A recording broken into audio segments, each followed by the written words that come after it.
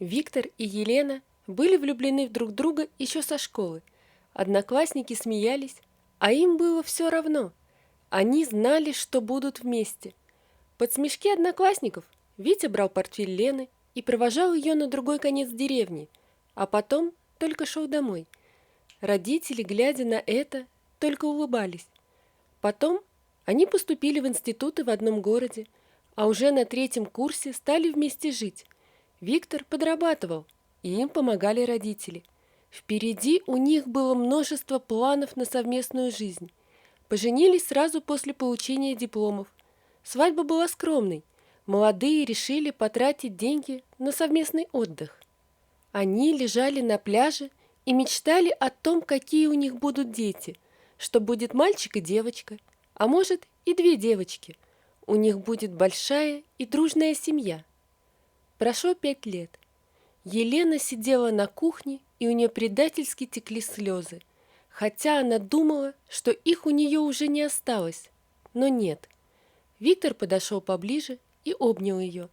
Он видел в ее руках тест на беременность, который опять предательски показывал только одну полоску. Они перепробовали уже все. Ездили к бабушкам-знахаркам, пили все, что прописывали врачи, но чудо так и не происходило. Лена никак не могла понять, почему у них не получается, чем они так провинились. «Лена, давай возьмем ребенка из детского дома», обнимая любимую, предложил Виктор. Она быстро вытерла слезы и посмотрела на мужа. «Ты правда этого хочешь?» «Да, я уверен. Пусть ребенок и не будет нам родной по крови, но мы будем его любить. Ну, или ее. А можно это будет девочка?» «Конечно, любимая». Теперь жизнь обрела смысл. Даже все бюрократические круги они проходили вместе, улыбаясь.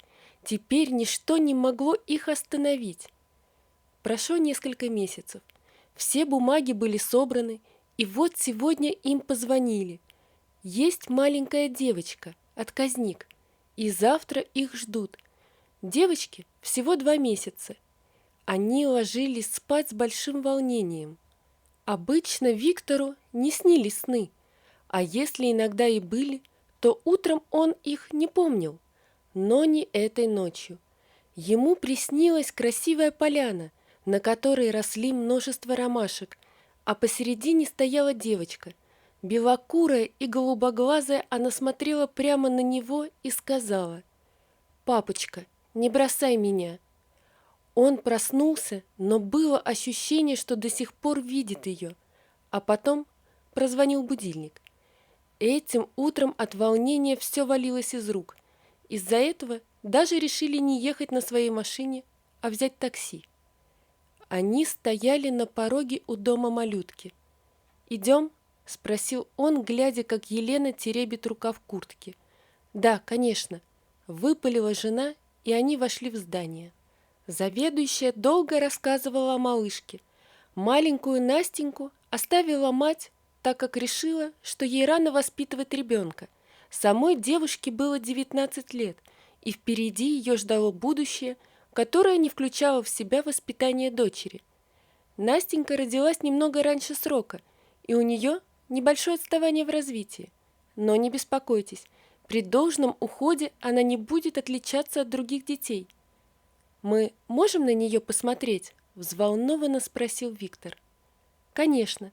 Только обработайте руки и наденьте халат с маской. Сейчас много инфекций, а она еще крошечка». Заведующая проводила супруга в комнату, где стояла детская кроватка.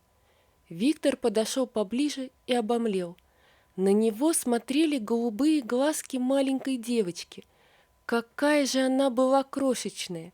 На голове виднелись немного белых волосиков, а взгляд был тот самый, как во сне.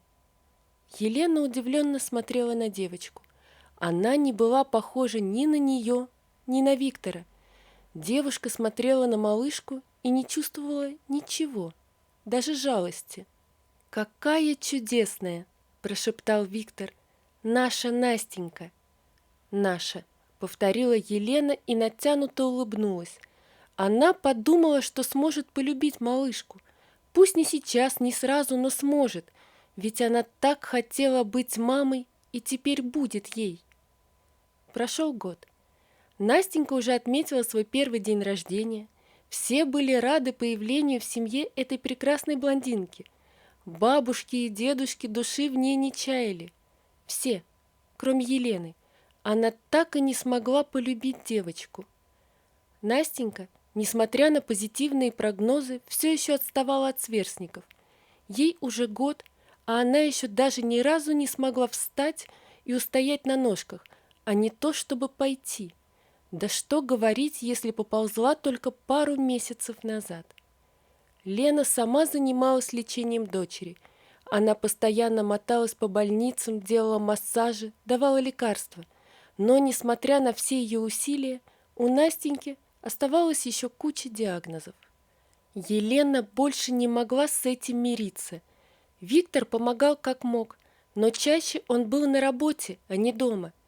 Конечно, Лена понимала, что муж зарабатывал деньги для их семьи, но чаще ловила себя на мысли, что хотела бы поменяться с ним местами. Она стала нервной, срывалась на мужа и родственниках, стала затворницей и разогнала всех подруг, а ведь когда-то она была очень общительной. Раньше представляла, как будет общаться с другими мамочками на детской площадке, а теперь видит только больницы и постоянные истерики дочери. Виктор спешил домой. Он хотел быстрее сообщить хорошую новость, ведь его повысили, и это означало повышение зарплаты, а также то, что следующим летом они обязательно всей семьей поедут на море. Зайдя в квартиру, он увидел в коридоре чемодан. «Любимая, ты куда собралась на ночь глядя?» «Я не могу больше!» – закричала Лена. «Не могу быть матерью! Это не мой ребенок, и я с самого первого дня поняла, что не смогу ее полюбить. Она ничего не может и никогда не сможет!» Никак не унимаясь и размахивая руками, продолжала кричать Лена. «Мы должны были ее вернуть!» Медленно присев на табурет, Виктор смотрел на жену и слышал, как в комнате плачет Настенька. «Что ты такое говоришь? Она наша дочь. Как можно взять малыша, растить год, а потом взять и отказаться? Как можно ее бросить? Это ребенок, а не игрушка», — возмущался Виктор. Жена истерически рассмеялась, схватила чемодан и, указав в сторону комнаты, сказала: «Вот и оставайся с ней. Если тебе так нравится быть обслугой этой капризной чужой девчонки, а мне такой ребенок не нужен. Я хочу жить для себя». Хлопнула входная дверь, и Настенька затихла. Виктор разулся и прошел в комнату к дочке и увидел, как она стоит и держится за диван. Глаза у нее были грустные, а взгляд такой взрослый. Он подошел поближе, присел на корточки и улыбнулся. «Привет, моя Настенька», — ласково сказал он. «Папа по тебе так скучал. Мы с тобой всегда будем вместе, и у нас все получится», — кивнул он, отметив, что его дочка сама встала на ножки в первый раз. Девочка рассмеялась. Так искренне, как могут только дети. Мужчина прижал малышку к себе. Это его дочь, и он никогда не откажется от нее. Через 2 года Настя пошла в обычный детский сад. Она ничем не отличалась от сверстников, бегала по детской площадке и что-то лепетала. Отец любил свою Настеньку, а она его. Виктор женился на прекрасной девушке, которая полюбила девочку как родную.